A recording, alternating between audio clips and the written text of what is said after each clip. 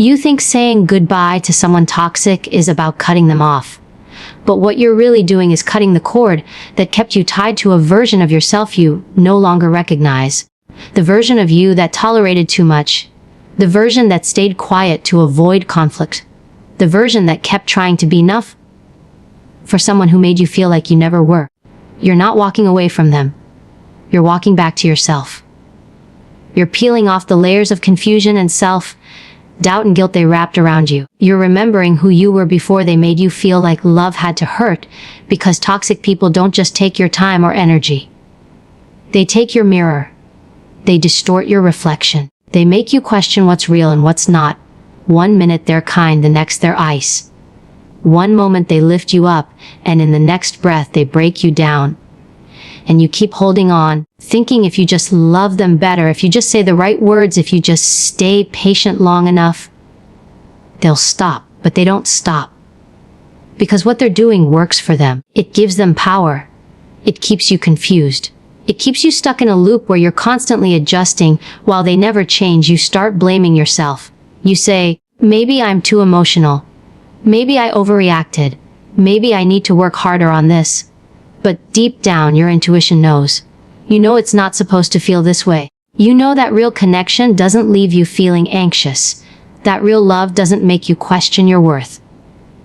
That real support doesn't cost you your peace. But when someone repeatedly crosses your boundaries and then blames you for bleeding, that's not love. That's a pattern.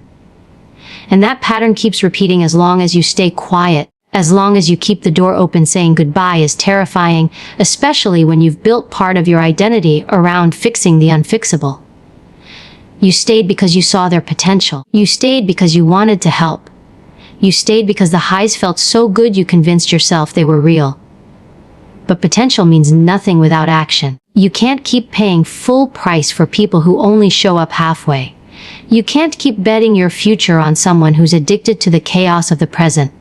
And the longer you stay, the more pieces of yourself you hand over to someone who doesn't even know what to do with them. People don't change when you beg. They change when they're ready. And that readiness doesn't come from your love. It comes from their choice. So stop tying your healing to their willingness. Stop waiting for them to wake up and realize what they're doing. You can love someone deeply and still recognize that your paths are no longer aligned. You can miss them and still release them. You can care about their pain and still choose not to be their bandage anymore. You're allowed to walk away. Not out of hatred, but out of clarity. You're allowed to say, this isn't working for me. You're allowed to say, I don't feel safe here. You're allowed to say, I don't like who I become around you. That's not weakness. That's self-awareness. That's strength. That's finally listening to the voice inside you that's been whispering for months, sometimes years, that you deserve better. And yes, walking away might be the hardest thing you've ever done. But staying is slowly destroying you, and you know it. Every time you let them come back, you lose another part of your voice. Another part of your spark. Another part of your truth. The world tells you to be kind, be forgiving, be patient. But kindness without boundaries is self-abandonment. Forgiveness without change is permission. Patience without progress is denial. You were not put on this earth to be someone's emotional cushion. You were not built to absorb pain that isn't yours to carry. And the people who really love you, they don't make you feel like love is a job. They don't make you earn every ounce of affection. They don't confuse you into submission and then call it intimacy. You don't have to announce your departure. You don't need a dramatic exit. Sometimes the most powerful thing you can do is walk away quietly, knowing in your heart that this time you mean it. This time, you're not walking away hoping they'll chase you. You're not walking away to make a point. You're walking away because you finally accepted that your peace matters more than their presence. That your healing matters more than history. That the version of you they kept trying to break down isn't available anymore. And when you say goodbye, really say goodbye. Not just with words, but with action. Everything begins to change. You start to feel lighter. You breathe deeper. You start remembering things you used to love before your energy was consumed by their chaos.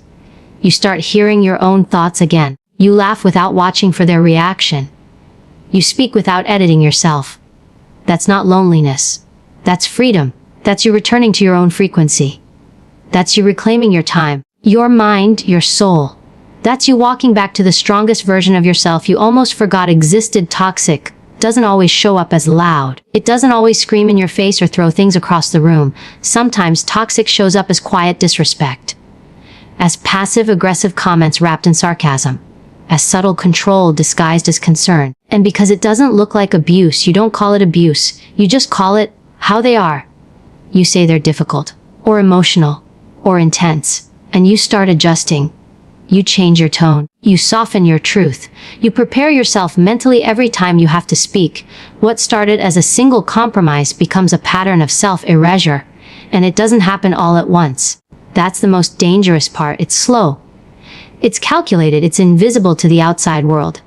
You'll hear people say, "But they seem so nice," or "I'm sure they didn't mean it like that." And that makes you question yourself even more. You start internalizing their behavior as your fault. You over-explain your boundaries. You apologize for having needs. You forgive things that should never have happened in the first place. And while you're doing all this emotional labor, they just keep doing what they do. Without change, without effort, without accountability. The longer you stay, the more your standards shift.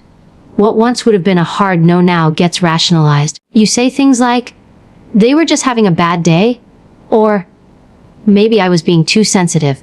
You start measuring your reactions instead of measuring their impact. You start second-guessing your instincts and calling it maturity. But it's not growth. It's survival. You're shrinking. You're bending. You're editing yourself daily just to maintain some illusion of peace. And the worst part, you still think you're the one with the problem. You tell yourself you're strong for staying, that you're being patient. That love is about accepting people's flaws. And while yes, love does require patience, it does not require you to stay in a dynamic where you are constantly being drained. Real love doesn't chip away at your confidence. It doesn't make you question your worth every other day. It doesn't punish you with silence or reward your obedience with affection. That's not partnership. That's performance. And you weren't built to perform for love. What you tolerate becomes your new baseline. You get so used to dysfunction that calm feels boring. So used to walking on eggshells that stability feels unfamiliar. You start to think, this is just how relationships are. But that's not true. That's how toxic relationships are. You've just adapted. And the price of adaptation has been your emotional freedom. You laugh less. You speak less. You celebrate less. You check yourself before every move. Not because you're thoughtful, but because you're afraid of setting them off, and they notice that. Toxic people aren't clueless. They're strategic. They learn what gets you to fold. They learn what guilt buttons to press. They know when to show just enough kindness to make you stay. And when you finally get close to walking away, they shift. They apologize, they love, bomb. They remind you of the good times. And for a second, you wonder if maybe things are finally changing. But they're not. That moment of sweetness is not change. It's maintenance. It's their way of keeping you emotionally invested without having to do the real work. Meanwhile, you're the one doing all the emotional heavy lifting. You're the one in therapy. You're the one reading books, listening to podcasts, trying to be better. And they're still the same. They're still reactive, defensive, and conveniently unaware of the damage they cause. But you stay. You stay because leaving feels like failure. You stay because you're scared of starting over. You stay because you've invested so much already. But here's what no one tells you. You don't get your investment back by staying. You lose more. The only way to regain your peace, your power, your clarity is to leave. Not just physically, but emotionally, mentally, energetically. You disconnect. You stop responding to bait. You stop explaining what they already know. You stop waiting for the day they wake up and become who you always hoped they'd be. Because that version of them lives in your imagination, not in reality. And the longer you stay hoping, the further you drift from the version of you that actually wants to live in truth. You are not crazy. You are not too much. You are not hard to love. You are just in a space where you've been trained to question yourself constantly. And when you finally start pulling away, they'll feel it. They'll fight it. They'll call you selfish, cold, disloyal. And that's okay. Let them. You don't owe anyone your peace. You don't owe anyone a version of yourself that exists only to keep their chaos in check. You were not born to absorb emotional volatility and call it connection.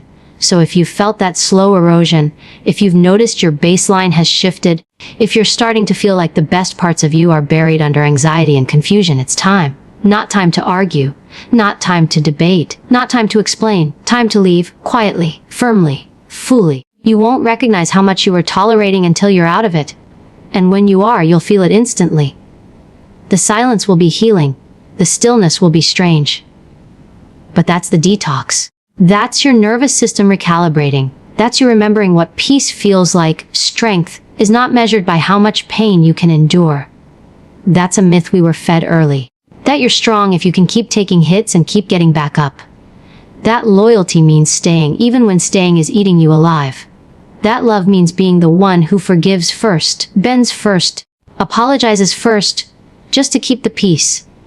But there's a difference between real strength and silent suffering. And when you stay too long in toxic environments, you start to confuse the two. You think you're strong for holding on. But sometimes, real strength is in the letting go. Toxic people thrive on chaos. They create emotional roller coasters, because if everything's always shifting, then nothing is ever clear. And when nothing's clear, it's easier to control you. They pull you in with affection, then push you away with criticism. They create emotional highs that feel intoxicating, followed by crashes that leave you questioning yourself.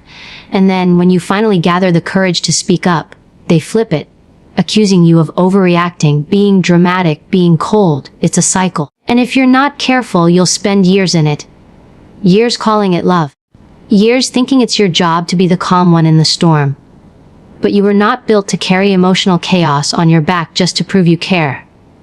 You don't need to be tested constantly to prove your loyalty. And you don't have to suffer to be strong. You can be soft and still hold your boundaries. You can be calm and still walk away. Strength isn't about how much dysfunction you can manage. It's about how much truth you're willing to stand in, even if it means standing alone. And the truth is, you deserve relationships that feel like peace, not survival. Real relationships, healthy relationships, don't constantly trigger your fight or flight. They don't make you feel like you're always one wrong word away from a silent treatment or an explosion. They don't require you to mute your needs or wear a mask just to avoid another argument. You were taught that all relationships are hard. But hard doesn't mean harmful. Struggle doesn't mean suffering. And love should never come with the constant fear of being misunderstood, dismissed, or emotionally punished. So many people stay because they're afraid of what leaving will look like. They think leaving means failure, that if they were stronger, wiser, more patient, they could fix it. But here's what's real. Walking away from toxicity isn't failure. It's growth. It's reclaiming your time, your mind, your energy. It's breaking the story you were told that says love is pain and chaos is normal. You don't get stronger by staying where you're constantly being weakened. You get stronger when you finally decide to stop proving your worth to someone who refuses to see it. And the moment you start to pull away, the guilt kicks in. You start remembering their good moments. You remember the laughter, the apologies, the emotional highs. But you forget that those moments were always followed by pain. That for every compliment there was a cut. That for every connection there was a cost. That you always had to pay in silence, in anxiety, and emotional exhaustion. That's not strength. That's self-abandonment dressed as endurance. And the longer you do it, the more it drains you. You begin to doubt yourself. You ask, am I overreacting? Should I give them one more chance? But you already gave them 10. You've already explained yourself over and over. And each time they heard you, they just chose not to listen. That's not a mistake. That's a pattern. And patterns don't change because you love someone enough. They change when that person chooses to confront themselves. Which, most of the time, they don't. Because it's easier to keep you in the loop than it is for them to face their reflection. So ask yourself, how much more time are you willing to lose in this cycle? How many more days are you willing to wake up feeling emotionally foggy? How many more times are you going to call chaos, passion, and silence space? You weren't made for this. You weren't created to be someone else's emotional shock absorber. You weren't meant to spend your days shrinking, tiptoeing, justifying. Your job in this life is not to survive people. It's to become yourself. Fully. Honestly. Without fear. And when you realize that, the decision becomes clear. You don't need to yell. You don't need to announce your departure. You don't need to make a scene. You just leave. Calmly, quietly. completely, you walk away not because you're bitter, but because you're finally clear. Clear that this version of you can no longer live in rooms where you are disrespected, manipulated, or drained. And you don't owe anyone an explanation for that. Your peace is your reason. Your healing is your justification. Your clarity is your closure, and yes, it will feel strange at first. Your nervous system will still brace for impact. You'll wait for the next mood swing, the next manipulation. But eventually, it doesn't come. And in that stillness, you'll find something you haven't felt in a long time. Freedom. You'll stop walking on eggshells. You'll stop editing yourself. You'll start trusting your gut again. And you'll realize this is strength. This is peace. This is what you've been fighting for all along. You can love someone and still choose to walk away. That's what people don't talk about enough. They act like the only reason to leave is when the love is gone. But sometimes the love is still there, and you walk away anyway. Not because you stopped caring, but because you finally realized you've been caring more than they ever did. Because love is not a reason to tolerate emotional dysfunction. Love is not a free pass to keep giving chances to someone who keeps taking advantage of your silence.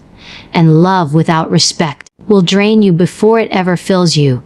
You don't stop loving someone just because you create distance. Sometimes distance is the most loving thing you can do. For yourself and for them. When a person refuses to acknowledge their behavior, when they dodge accountability and hide behind excuses, you stepping back is not rejection. It's protection. For your own energy, for your own mind, for your own stability. You've tried talking, you've tried patience, you've tried keeping the peace at the expense of your own voice. And it didn't work, not because you didn't try hard enough, but because they didn't care deep enough. You're not supposed to spend your life constantly managing someone else's emotions. That's not love, that's babysitting someone who refuses to grow up. And people will call you harsh for pulling away. They'll say, but they're family. Or, but they've been through a lot. Or, but you've known them for years.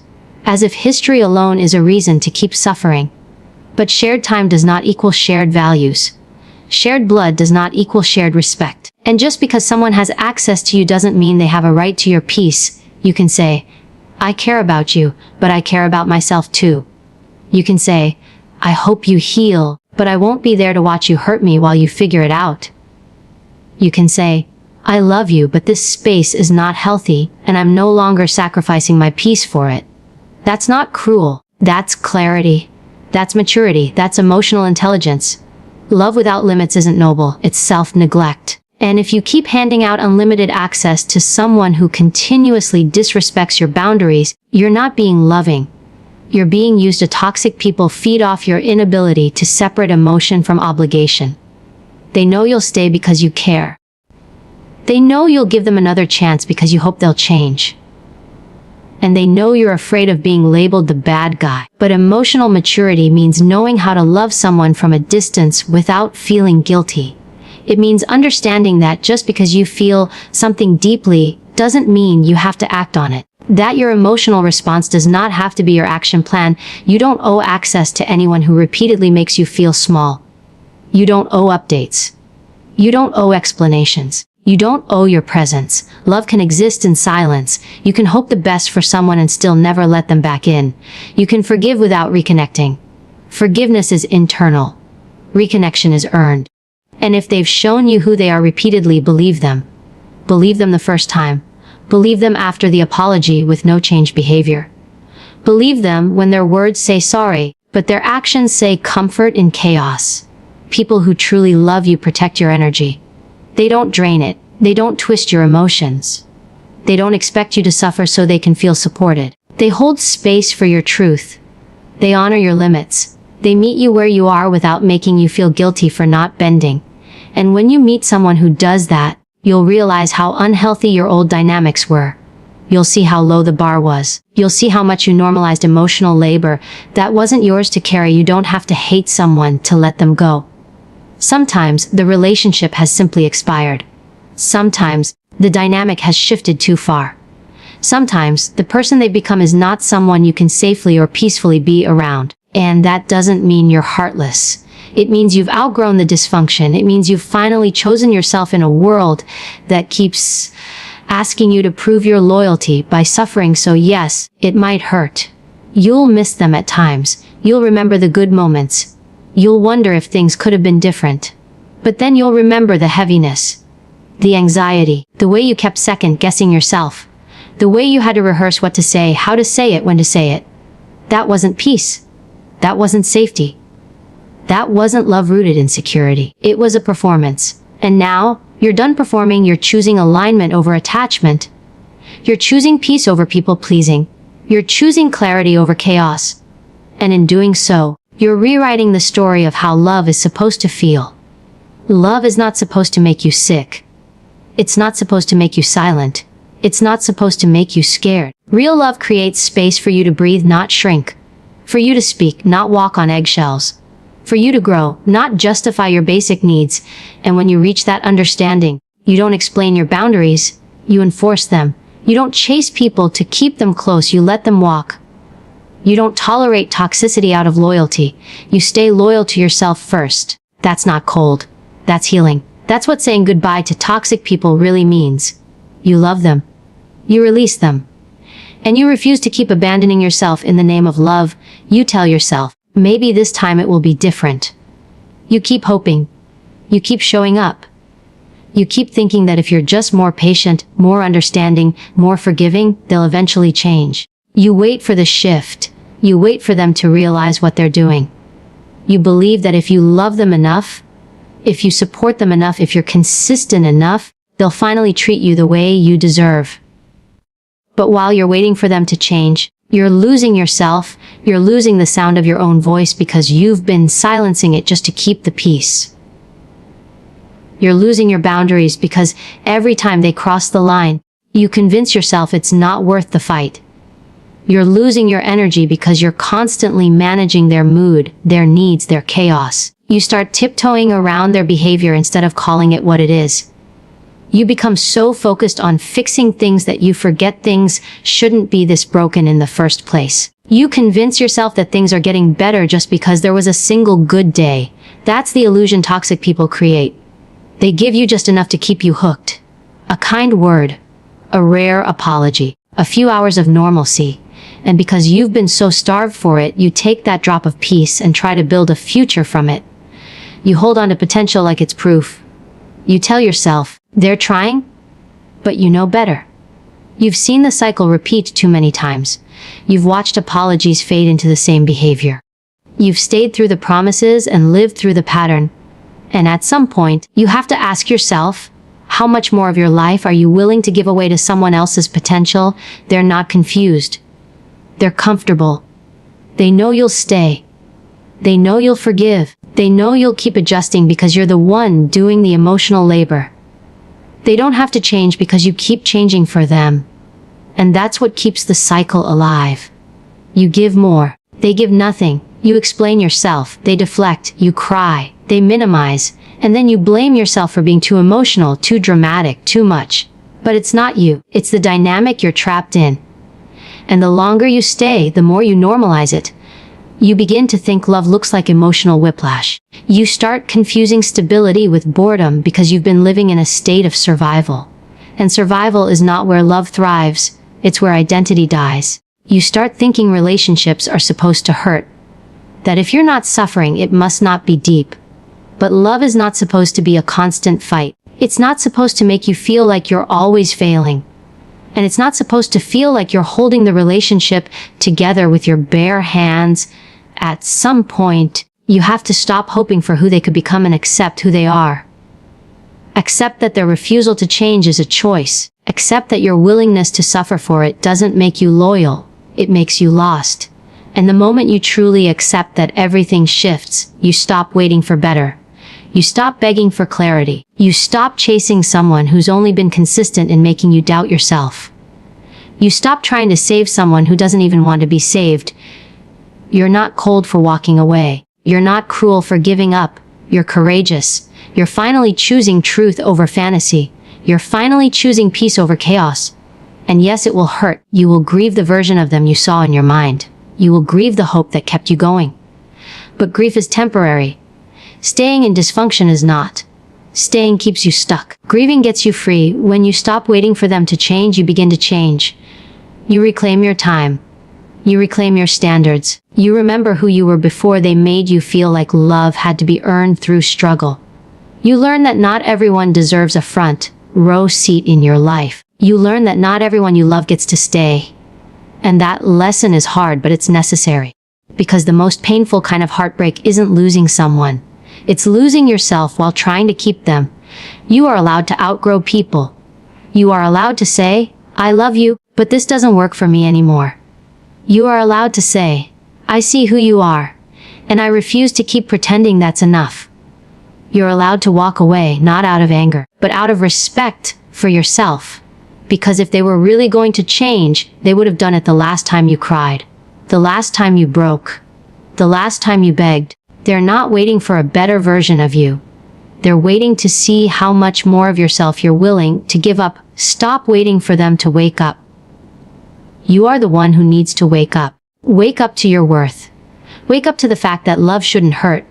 Wake up to the truth that sometimes the strongest thing you can do is walk away without a final conversation, without a long goodbye, without needing to be understood. Because you already understand. You know what's happening. You've always known. You've just been too loyal to the version of them you created in your mind. There's something powerful about realizing that the people who truly belong in your life will never force you to sacrifice your peace just to keep a connection alive. That people who genuinely value you don't test your boundaries just to see how far they can push. That the right ones don't manipulate you, guilt you, or drain you to keep their place at your table. When someone really respects you, they don't make you question your value every time you speak up. They don't punish you for having needs. They don't pull away when you set a line. They honor it because they honor you. But when you're dealing with the wrong people, everything feels like a negotiation. Your worth, your limits, your truth, it all becomes something to justify. You find yourself explaining why you're upset instead of being heard. You start doubting your reactions because they always flip it back on you. You go quiet, not because you want peace, but because you're tired of being made the villain every time you speak your mind. And slowly, without even realizing it, you start sacrificing your inner world just to maintain an external one that looks stable from the outside, but feels like chaos on the inside. And here's what you start to learn. Peace isn't something you should have to fight for in your relationships. It's the default. It's what real connection brings. When you're around the right people, your nervous system relaxes. Your voice doesn't tremble. Your instincts don't scream. You're not bracing yourself for the next emotional swing or wondering what version of them you're going to get today. You don't walk on eggshells. You don't rehearse your words. You don't edit your feelings. You just show up. And that's enough. But when someone requires you to shrink so they can feel tall, that's not connection. That's control. When someone only feels powerful when you feel small, that's not love, that's ego. And when someone needs you to constantly prove your loyalty by tolerating behavior that hurts you, that's not a relationship, that's emotional debt. And debt grows the longer you stay. You pay with your time, your peace, your self-esteem. You wake up every day feeling a little less certain, a little more drained, a little more disconnected from who you are, and the more you give up pieces of yourself, the more they expect. It becomes the norm. You start accepting things you swore you never would. You find yourself saying, they didn't mean it, or it's not that bad, or maybe I'm just too sensitive. But deep down, you know what it really is. It's you bending to stay connected. It's you being more available to someone who's made you feel emotionally invisible. It's you trying to keep a relationship alive by silencing the very parts of you that make you whole. You have to stop asking yourself, what do I need to do to keep them? And start asking, what parts of me am I sacrificing to make them stay? Because the right people won't ask you to put down your boundaries to pick up their approval. They won't ask you to become quiet so they can feel more comfortable. They won't be threatened by your standards. They'll be drawn to them, because people who know who they are don't need to overpower you to feel secure. They don't use silence as punishment or praise as a leash. They show up with consistency, not confusion, and when you meet those people, everything shifts. You realize how much noise you tolerated. You realize how much you mistook intensity for intimacy. You realize how much of your life you spent holding space for people who never once held it for you. You start to see clearly. You start to hear yourself again. You stop confusing chaos with connection. You stop confusing availability with affection. You stop confusing emotional labor with love. Letting go isn't just about removing someone from your life. It's about removing the version of you that needed them. The version that didn't know any better. The version that thought being chosen was more important than being respected. The version that confused attachment for love and struggle for strength. That version got you here, but it's not the one that's going to get you free. You have to be willing to disappoint others to be at peace with yourself. You have to be willing to walk away from people who benefit from your lack of boundaries. You have to stop being so understanding of people who are completely indifferent to the way they affect you. That's not grace, that's giving your power away, and power, once lost, takes time to reclaim. You reclaim it one boundary at a time, one silence broken, one door closed, one hard decision made with full clarity and no apology. You're not heartless for leaving. You're not cold for protecting your peace. You're not selfish for saying, I will no longer shrink to make space for your dysfunction. That's not weakness, that's healing.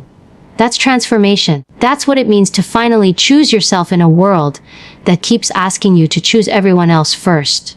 And when you do, the right people, the ones who see you, respect you, value you, they don't run. They don't resist your growth. They rise with it.